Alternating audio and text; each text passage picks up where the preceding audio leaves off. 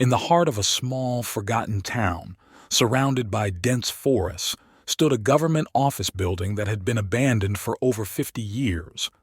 The structure, once a hub of activity and administration, was now an ominous presence, its walls covered in thick ivy and its windows shattered by years of neglect. The locals whispered about it, telling tales of strange noises and ghostly figures seen through the cracked windows at night. They called it the haunted government offices, and few dared to go near it after dark. Michael was a young journalist with a thirst for the truth. He had heard the stories as a child, and now, as an adult, he was determined to uncover the mystery that surrounded the building. He didn't believe in ghosts or curses. He believed in facts and was certain that there was a rational explanation for everything that happened there. His curiosity grew until one cold autumn evening he decided to investigate the building himself. Armed with a flashlight, a camera, and a voice recorder, Michael made his way to the abandoned offices. The air around the building was still and unnaturally cold, and as he approached, the hairs on the back of his neck stood up. He shook off the unease and pushed open the heavy creaking door. Inside, the air was thick with dust and the scent of mold.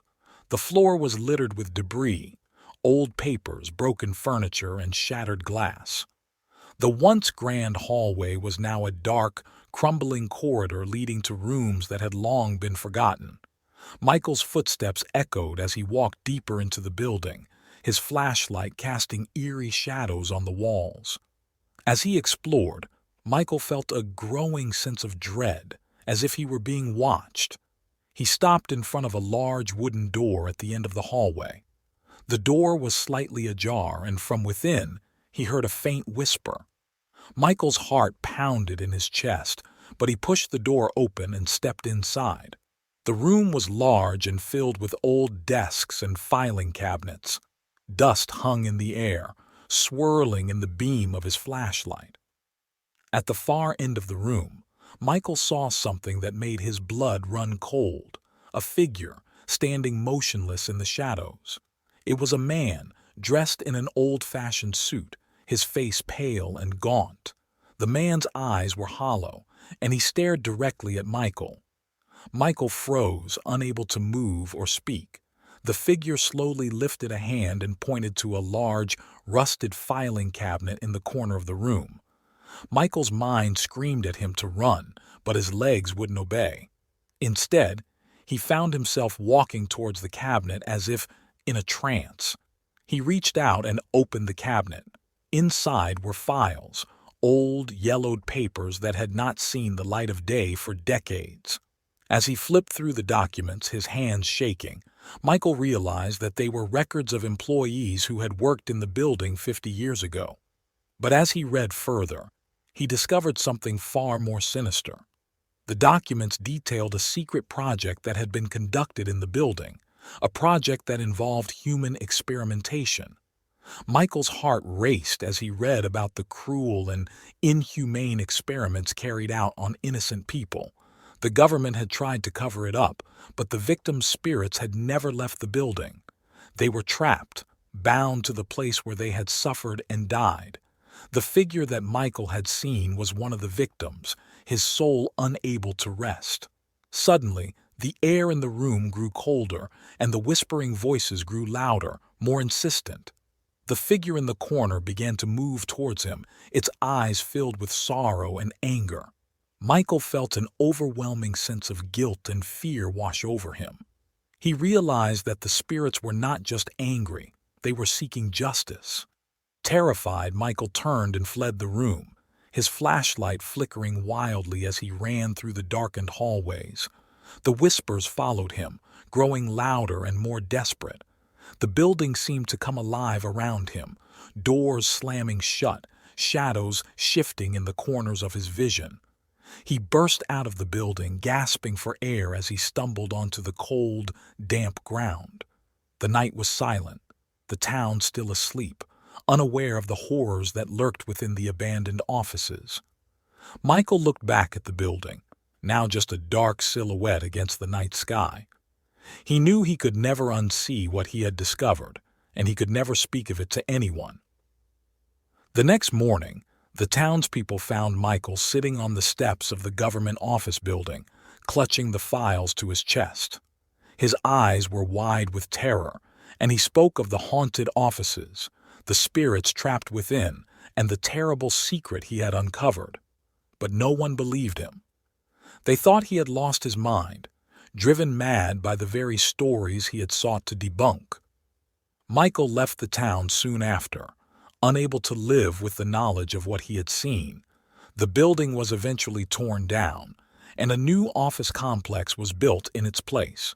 But the locals still whispered about the haunted government offices and how, on certain nights, you could still hear the faint sound of whispers and footsteps in the new building.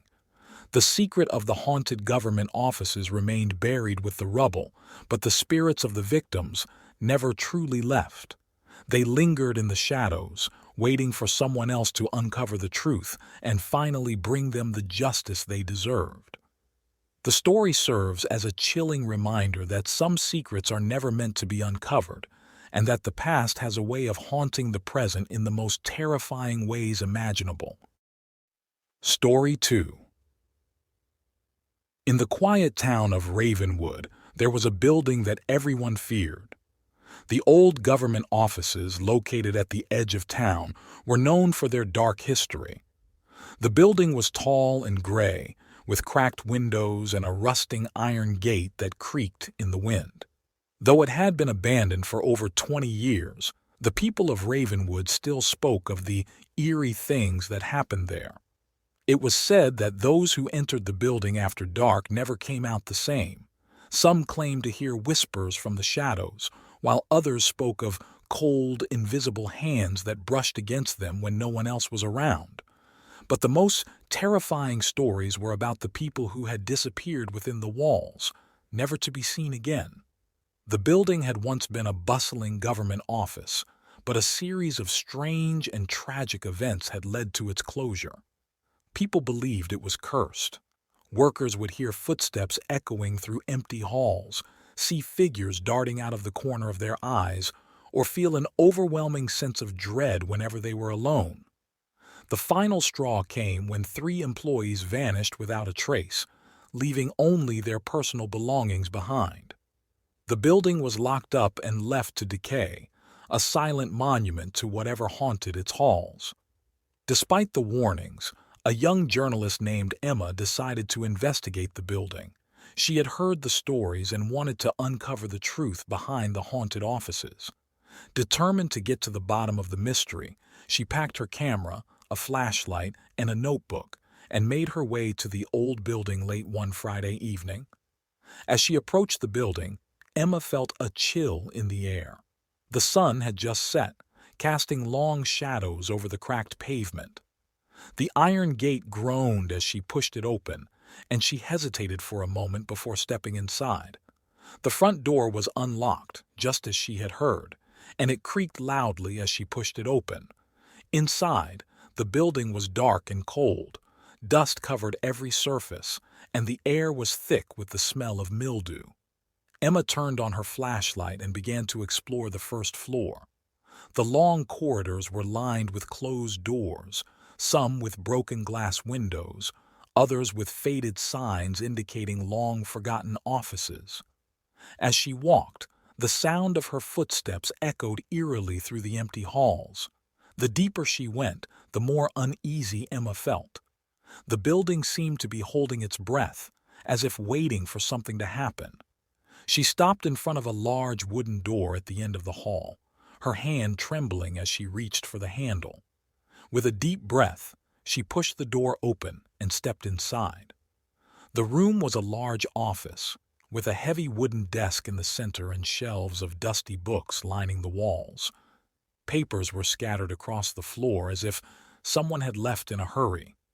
Emma noticed a thick layer of dust on everything, except for a single chair that was pulled out slightly from the desk. It was as if someone had been sitting there recently. Suddenly, the door slammed shut behind her.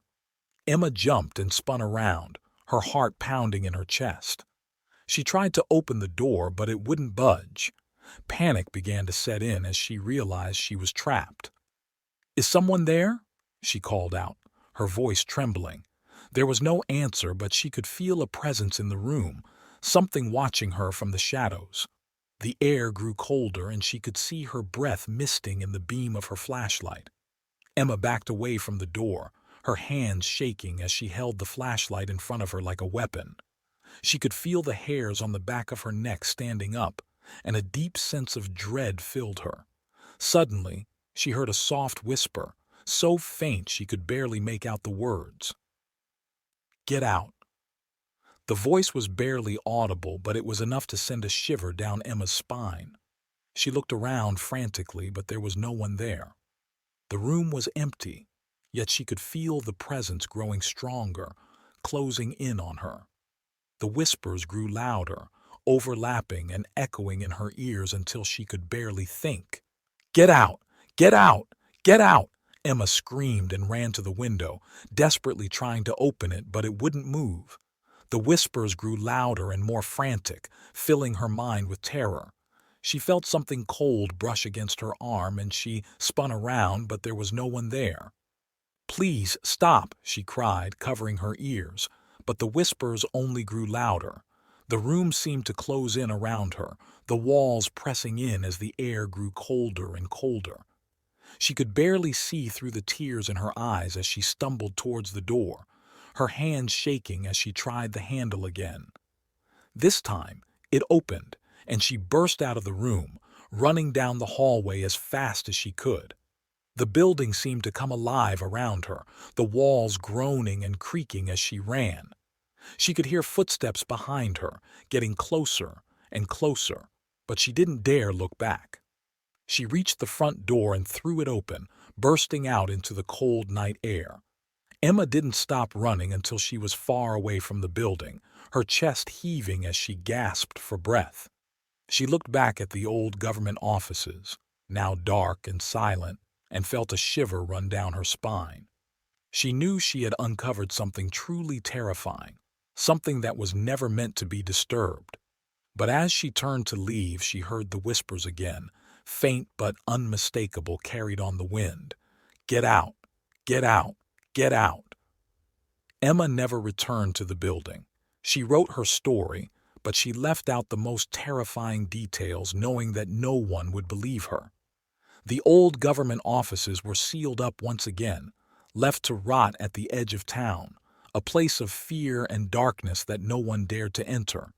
But the whispers never stopped. They could still be heard by those brave enough to get too close, a warning to stay away from the building and the secrets it held within its walls.